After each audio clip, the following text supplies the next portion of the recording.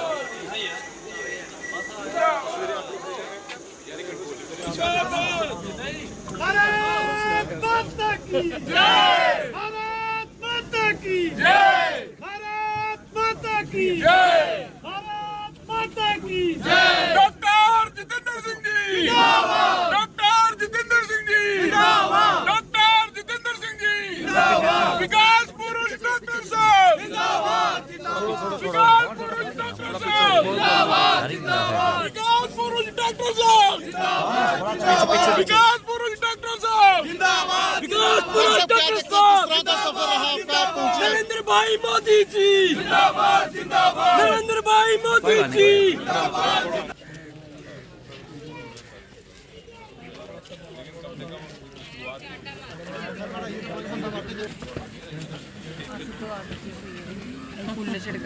है ना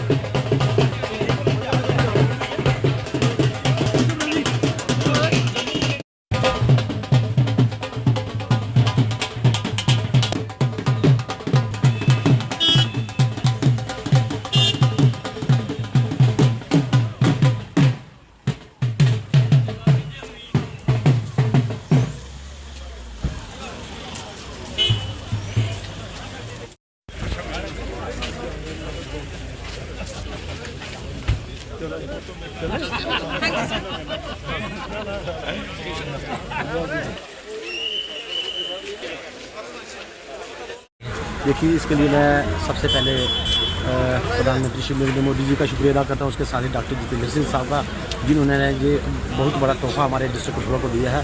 क्योंकि ये कठुआ में स्टॉप नहीं था इसका, अब कठुआ में ये ट्रेन रुकेगी और यहाँ से जो यात्री हैं वो 6 घंटे में 5.5 घंटे में दिल्ली पहुँचेंगे। तो इसके लिए एक बड़ी मुबारक दिन है आज हमारे लिए, जो हमारे लिए इतनी बड़ी एक अचीवमेंट हमारे उपलब्धि है हमारे डिस्ट्रिक्ट कठुआ के लिए कि ये वंदे मातरम ट्रेन जो वो अभी कठुआ में रुकेगी। और यहाँ से ये जो लोग पूरी 12-13 घंटे लगते थे हमें दिल्ली पहुँचने के लिए, अभी ये हार्डली 5.5-6 घंटे में दिल्ली पहुँचेंगे। इसके लिए हम सबको तहरीर को शुक्रिया अदा करते हैं।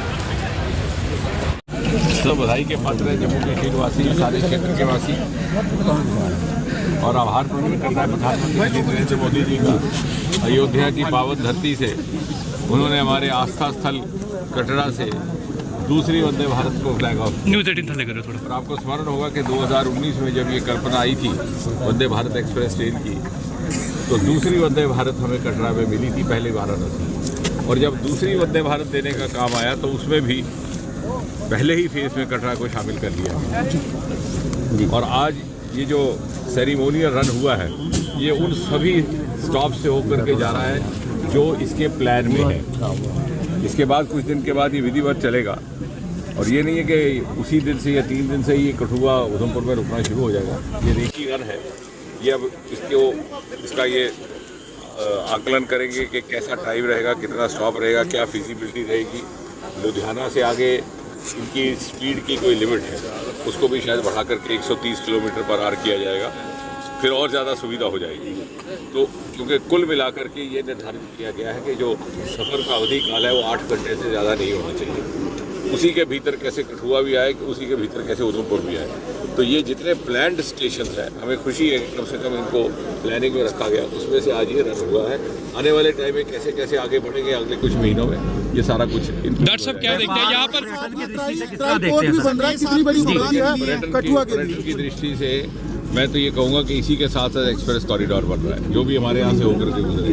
तो हमारे पास 3 विकल्प आ गए, वंदे भारत सुबह, वंदे भारत शाम, और जब भी दिल करे तो गाड़ी उठा करके इंडियन एक्सप्रेस कॉरिडोर। और इससे एक इकोसिस्टम तैयार किया है मोदी जी ने, जिससे व्यापार में भी वृद्धि हो रही है, विकास में भी, रेवेन्यू में भी, ease of living, ease of travel, ease of business. उसका सबसे बड़ा प्रमाण ये है कि इस साल वैष्णो देवी में कीर्तिमान कायम होने वाला है। ये साल खत्म हो रहा है, इसकी डेट में 30 दिसंबर तक लगभग 96 लाख श्रद्धालु इस वर्ष आए हैं, और कश्मीर घाटी में 2 करोड़ पर्यटक पहुँचे हैं। तो ये सभी संभव हुआ कि आवाजाही बढ़ गई।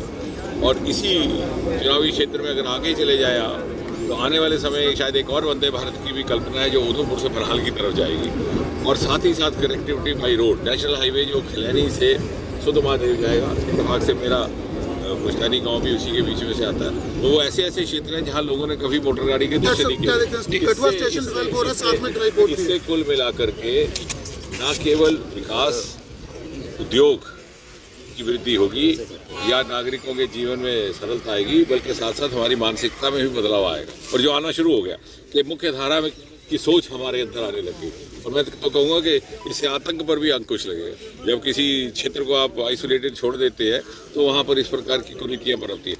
लेकिन एक बात जिसका मुझे लगता है कि विश्लेषण हमारे पत्रकार भी करेंगे और इतिहासकार भी, कि जम्मू में रेलगाड़ी 1971-72 में पहुँची थी, कठुआ से छू करके जाती थी। तो क्या कारण था कि 40-45 साल पिछली सरकारों ने इस क्षेत्र की अवहेलना की, इस सेक्टर की ओर कोई ध्यान नहीं दिया, नहीं तो आज हम कहाँ के कहाँ पहुँच गए होते। तुष्टीकरण की राजनीति, वोट की राजनीति, शायद ये सोचा जाता था कि भी कोई समुदाय विशेष नाराज हो जाएगा अगर कठुआ का भला हुआ, इसके चलते 2014 के बाद मोदी जी ने प्रधानमंत्री का पद संभालते ही सबसे पहला काम किया कटरा के रेल स्टेशन का लोकार्पण। और ये आज कुछ ही महीनों के बाद कश्मीर घाटी भी की शेष भारत है। तो कहने का तात्पर्य ये कि ये हमारे समय एक ऐसा मोदी जी ने जो आपसे वादा किया था कि जो क्षेत्र अवहेलना के शिकार हुए हैं उनको बराबर की सतह पर विकास करके लाया जाएगा, वो मोदी जी ने करके दिखाया। उसका आभार भी और उससे हमारी उम्मीद भी बढ़ती है। दरअसल छोटे व्यापारियों को कितना फायदा मिला? छोटे व्यापारियों की अगर बात करें, कठुआ शहर के छोटे व्यापारियों की अगर बात करें, छोटे व्यापारियों को पड़ेगा। मैंने अभी आज सुबह भी ये कह रहा था कि कठुआ के लिए बहुत ही महत्वपूर्ण है यातायात की सरलता, क्योंकि ये बहुत तेज़ी से एक इंडस्ट्रियल हब तैयार हो रहा है और इसके साथ 3 प्रदेश जुड़ते हैं, हिमाचल प्रदेश, पंजाब और जम्मू कश्मीर। साथ ही साथ कनेक्टिविटी सरल हो, समय उसमें पाबंदी रहे, टाइम बाउंड रहे, तो उसका लाभ कितना होता है उसका सबसे बड़ा प्रमाण भी हमें इसी क्षेत्र में देखने को मिला, जिसका जिक्र मोदी जी ने मन की बात में किया कि डोडा में छोटा सा कस्बा है भदरवा, आज उसे पर्पल रेवोल्यूशन की जन्मभूमि कहा जाता है। वो इसलिए संभव हुआ कि यातायात की सरलता के कारण वहाँ से जो प्रोडक्ट बन रहा है उसको दूसरे ही दिन महाराष्ट्र, बम्बई की मार्केट में बेचा जा रहा है और लगभग 3000 बच्चे हमारे वहाँ स्टार्टअप्स बन गए। तो आपका कहना ठीक है कि जब ये सरलताएँ आएंगी और हमारे बच्चों को भी व्यवसाय के नए साधन, सरकारी नौकरी से बाहर, और साथ में जो नशाखोरी और इत्यादि जैसी कुरीतियाँ उनसे भी दूर रहने का एक विकल्प रहेगा।